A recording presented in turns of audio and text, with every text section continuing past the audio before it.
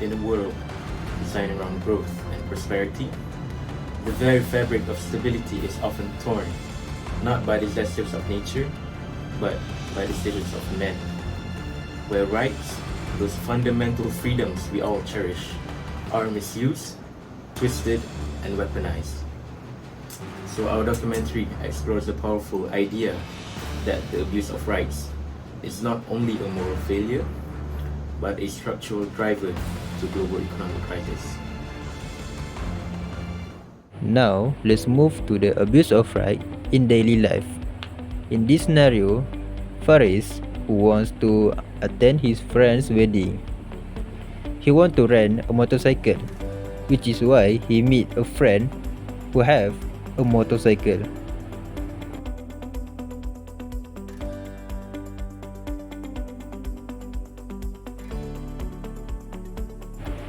The misuse or abuse of right in this scenario is Atif Ishroqi, the one who rent the motorcycle, overcharge or demand a high deposit to the renter, which is will burden the renter. Due to no other alternative, the renter, Faris, decide to take the offer anyway, even if it burden him.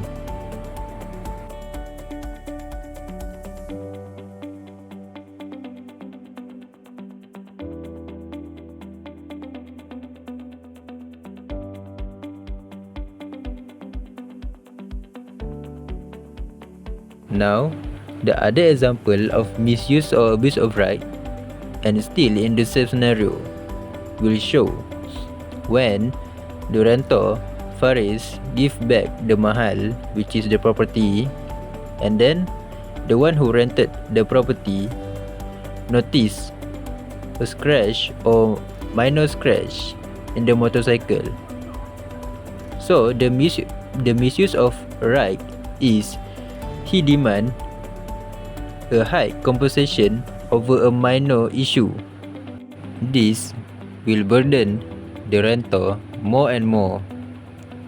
This is show how injustice in this scenario if one party use his right to abuse the other party for his own benefit. Could the solution lie in ancient principles? Mohamed argues that Islamic finance, rooted in Maqasid al-Sharia, offers a blueprint.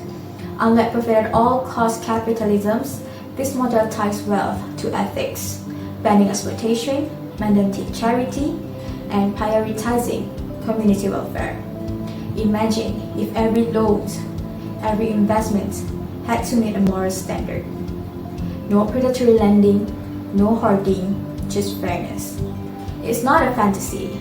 It's a system that's worked for centuries. And in a world drowning in inequalities, it might just be the lifeline that we need. Can the law prevent right from being abused? David Belchis believes it can, and it must. In his landmark 2014 works, Belchis explained how legal framework must safeguard economic and social rights like housing, healthcare, and food access, especially in hard times. He advocates for the minimum core principle, that is, government must never fall below basic threshold of support. It's not charity, it's justice. But too often, government use the excuse of economic proportionality to slash support. The result, more inequality, more suffering, and more crisis. He warns when legal systems don't enforce accountability, when cooperation harm without consequence, the system itself become part of the problem. The global economic crisis did not just fall from the skies. It was built brick by decisions that ignore human rights. The Center for Economic and Social Rights, CSR, explained how global poverty, hunger, and unrest are often triggered by right being denied, not by market failure alone. Between 2005 and 2008, nearly 200 million people faced food shortage. Over 400 children died due to the lack of access to healthcare. These were not natural disasters, they were man-made policy failures.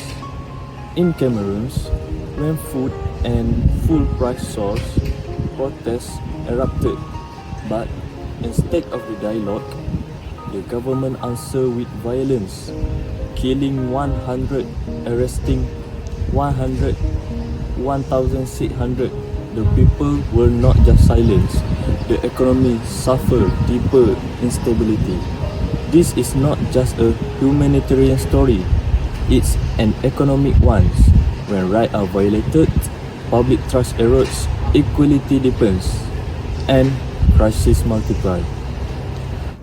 Let's take medicine for example. Some humans use it to treat minor sickness, but the others, these are the medicines that determine life or death. So, what happens when the right to innovate becomes the right to exploit?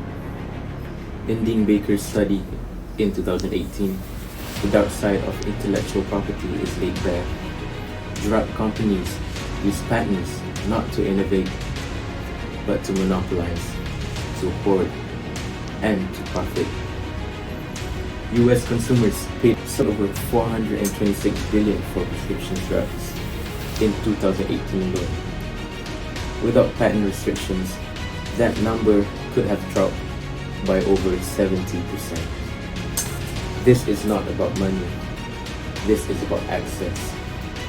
During crisis, life-saving medicines are priced out of reach, not because of scarcity, but because of legal greed. So Baker points out that the Bayh-Dole Act, which allowed corporations to patent publicly, fund research. So what's the result? Public money fuels private monopolies, while the sick suffers. So here we can see the connection between the abuse of rights and public health during economic crisis.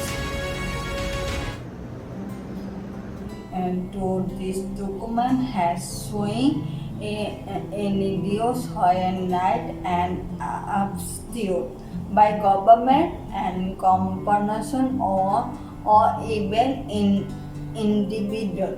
The cause is not only moral, is economic, is it human. Legal system must be never human life must be protection.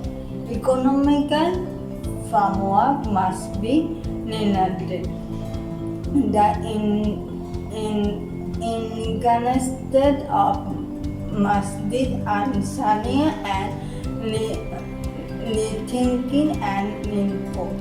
Property laws and the function and ethics finance model are not distant idea. They are born being never.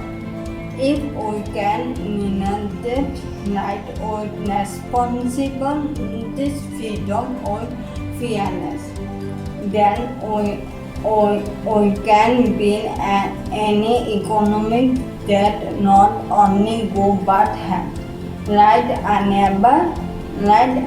never means divided as they own means upload but when misuse they do not the opposite. Let this not be a story of comfort but a accountability to wisdom and to justice, because only by protection the right of all can also serve the future of all. Thank you.